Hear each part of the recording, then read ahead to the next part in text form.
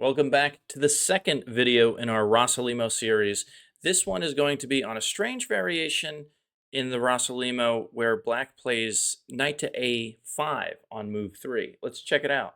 This was played in a Titled Tuesday blitz match, so we have some interesting variation. So we have our Rossolimo, and black plays this knight a5 on move 3. The idea is to kick the light-scored bishop out, but not allow him to trade on c6, doubling up the pawns. So white makes this escape route and almost plays this like Rossolimo, right? Or an Italian maybe.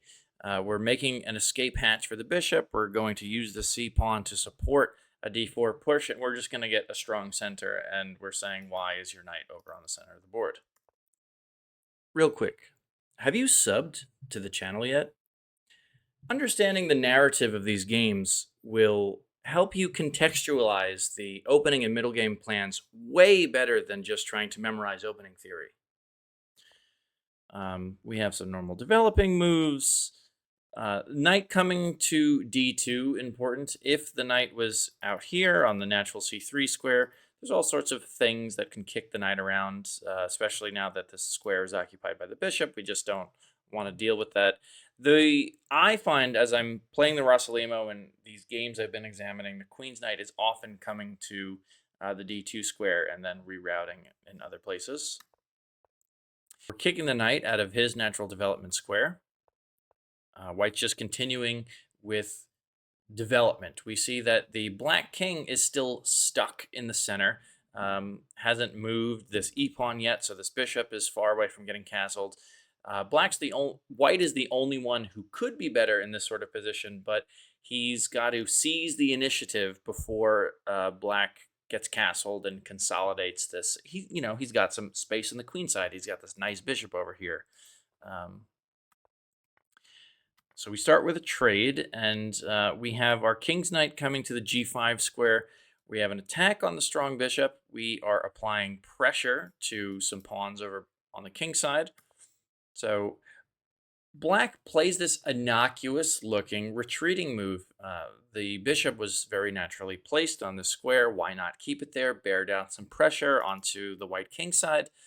But this turns out to be a mistake because black is already behind in development. He does not have the luxury of making these retreating moves. First, we're going to apply some pressure to the pawns on the king side. Black kicks us out at the cost of making a pawn weakness. These dark squares are softened up a little bit. When we come back, we're just opposing black's strongest piece. And black says, well, I will oppose one of your strongest pieces.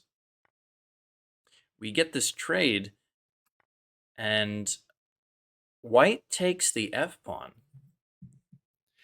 And this sacrifice isn't even really a sacrifice because we have the fork here. But since black recaptured with his knight, the knight is not protected by anything. We have a queen that can come in and give this check. Black's castle is ruined. He's down a pawn. We have the advanced structure, and we still have the attack.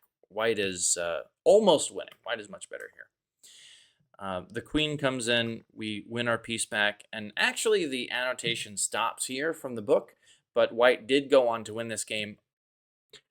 Thank you for making it this far into the video. We're going to finish up the other bizarre continuations on move 3 for black in the Rossolimo, and then we're going to get into some more mainline stuff. I'll see you there.